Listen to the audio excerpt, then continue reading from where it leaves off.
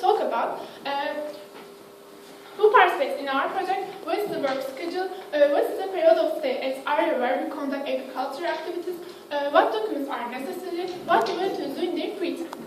Firstly, I will give information about who participates in our project.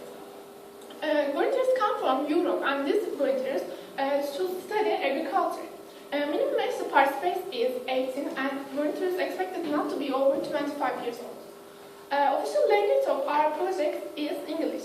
Volunteers will work 4 and 5 hours per day, and period of stay varies according to season.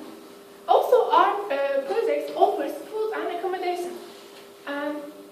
Volunteers will stay at youth hostel near the agricultural land. As you can see, this is our application form. If you want to have this experience, you have to fill out our application form and send a motivation letter to us. Finally, I want to talk about volunteers' free time activities. It's an enjoyable part of our project. We will arrange a tour. We will arrange a tour around the city. Also, we will organize discussions, competitions, and games. Thanks to our project, volunteers will have the opportunity to meet new ideas and share different cultures. Thank you for listening. Now my colleague Evan is going to talk about finance part of our project. Hello ladies and gentlemen, I'm Elvan Aman. I'm a second year student at Middle East Technical University. My major is finance. As you see on the slide, what I think I will do is just playing with money, but it's not always the case. In real life, it doesn't work at all. Now, I will talk about the real finance. My presentation consists of 2 parts. The first part is about the expenses, all expenses that may incur during the implementation of project. And the second one is sources of funds. Where do we get the money? Let's start with the expenses. As you see on the slide, most of our expenses stem from the equipment, such as water hose and any other kinds of tools. And also agricultural crops are included. Another one is buildings. What do I mean by the buildings? The buildings that our participants will stay during the project. And the last one is social activities. The social activities that our exchange students will attend. Now for the source of funds part. Where do we get the money? How do we finance our project? Now that's a tricky question. Since we are a non-profit organization, we are raising funds by 3 main organizations. The first one is institutional donors. Institutional donors where we get a huge sum of money. And the second one is governmental aid. The government supports us to increase the efficiency in production in arid areas.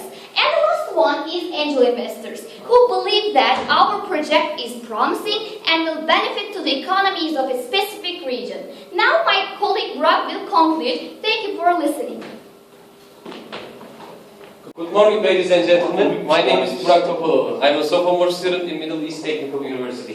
Now I'm going to conclude what my colleagues said about our dream project. First, be inspired from a guy who lives in Burkina Faso and turned desert to a farmland. Yakuba Sağdak's story inspired us a lot. And then after, we turned our face to Israel, and then we find that somebody has done what we have decided to do before. It happened in the 1940s. And then we said, maybe we can adapt this project to our arid and rural areas in Turkey. So how can we do that? We will invite students from Europe as a volunteer to work in our project camps. We provide them food, we provide them a place to stay, and we give information about real Turkey. Not from the media, not from the internet, but real life in Turkey. So they will have the chance to get the experience to know what the real Turkey is. So we started to think about, how can we support this project economically? And then we asked to our government for their governmental funds. And for our project, we asked institutional dollars and some angel investors too. So, all in all, we had a dream at first, and now we're going to make it real. Thank you for listening.